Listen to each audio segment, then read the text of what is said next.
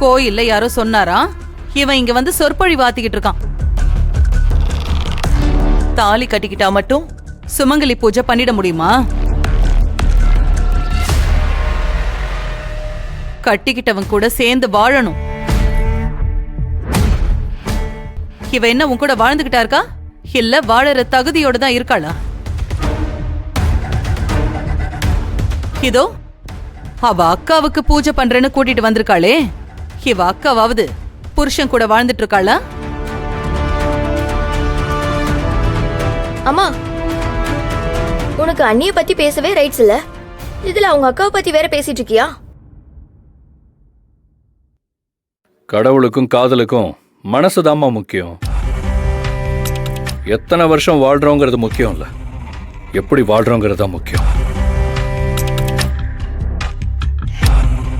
ஆனந்திக்காக கோகிலா தன்னோட வாழ்க்கையை விட்டு கொஞ்சம் தள்ளி நின்னாங்க, அவ்வளவுதான். அதுக்கு பேரு வாழ வெட்டி இல்ல, தியாகம்.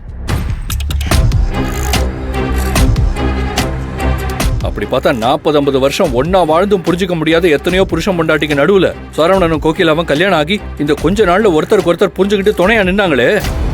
இவங்களுக்கு பூஜையில கணத்துக்க தகுதி இல்லைன்னா வேற யாருக்குமே தகுதி இல்லை.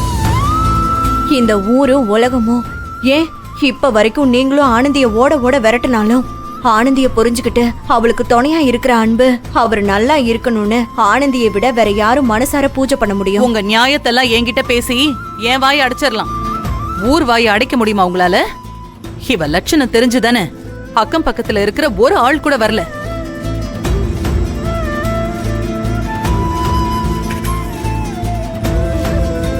அண்ணி, நீங்க ஏன் வருத்தப்படுறீங்க?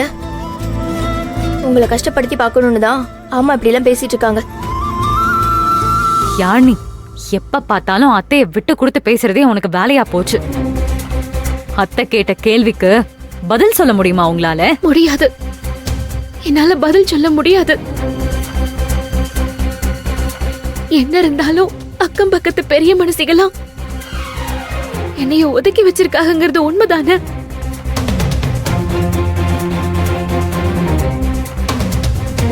அதனால தானே யாருமே வரல. ஐயோ ஆனந்தி, இல்லக்கா, சுமங்கலி பூஜை பண்ண எனக்கு தகுதி இருக்கான்னு எனக்கே சந்தேகமா இருக்குது.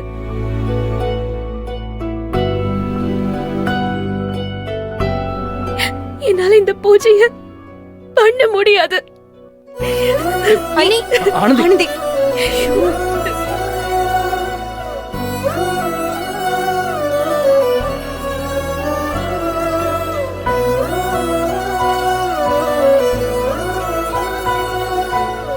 இப்ப சந்தோஷமாமா உங்களுக்கு?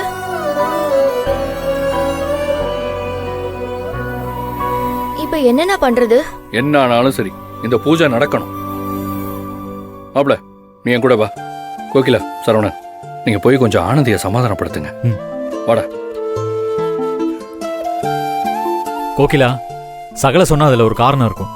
வா, நம்ம போய் ஆனந்திகிட்ட பேசலாம். வா.